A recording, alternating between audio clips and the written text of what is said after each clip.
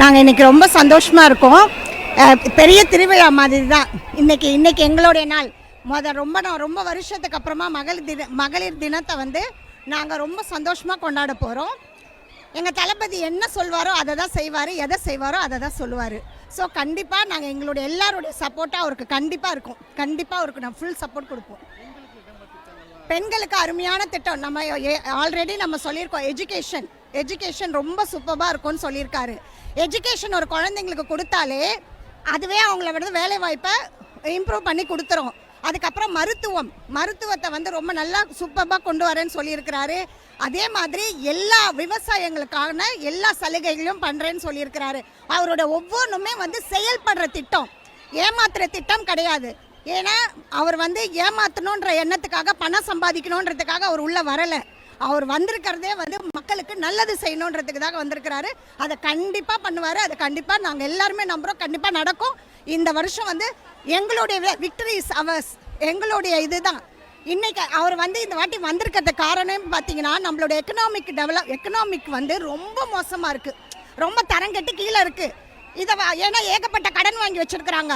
இப்போ அடுத்த எந்த ஆளுங்கட்சி கட்சி ஆனாலும் சரி, ஆளுங்கட்சி ஆனாலும் சரி, ரெண்டு பேருமே மாற்றி இலவசத்தை கொடுப்பேன்னு சொல்லி ஏமாத்துறாங்க. பட் உண்மையாகவே எனக்கு சுச்சுவேஷன் பார்த்தீங்கன்னா கண்டிப்பாக இலவசம் கொடுக்கவே முடியாது.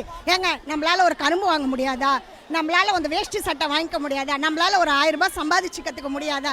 நம்மளால் செய்ய முடியாது. என்னது மருத்துவம், பெரிய அளவில் மருத்துவத்தை நம்ம கொண்டு வர முடியாது. ரோடு போட நம்மளால் முடியாது. வேறு இந்த மாதிரி பெரிய விஷயங்கள் வந்து கண்டிப்பாக நம்ம தனி மனிதர்களால் செய்ய முடியாது.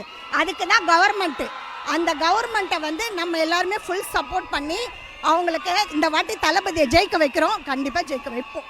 கண்டிப்பாக ஒன்று சொல்லட்டுங்களா?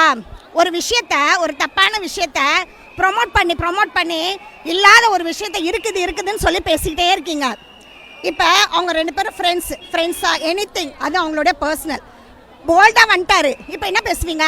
ஆல்ரெடி அவங்க என்ன சொன்னாங்க, இந்த மாதிரி ஃபோட்டோஸ் வெளியிடுவோம், அதை வெளியிடுவோம் அப்படின்னு சொல்லியிருக்காங்க. பட் இப்போ நேராக வந்துட்டாங்க. எவ்வளோ ஃபோட்டோ வேணாலும் பிடிச்சிக்கோ, அதான் எங்கள் தளபதியோட தில்லு. ஃபோட்டோ இப்போ எவ்வளோ வேணாலும் பிடிச்சிக்கோங்க, என்ன பேச போகிறீங்க?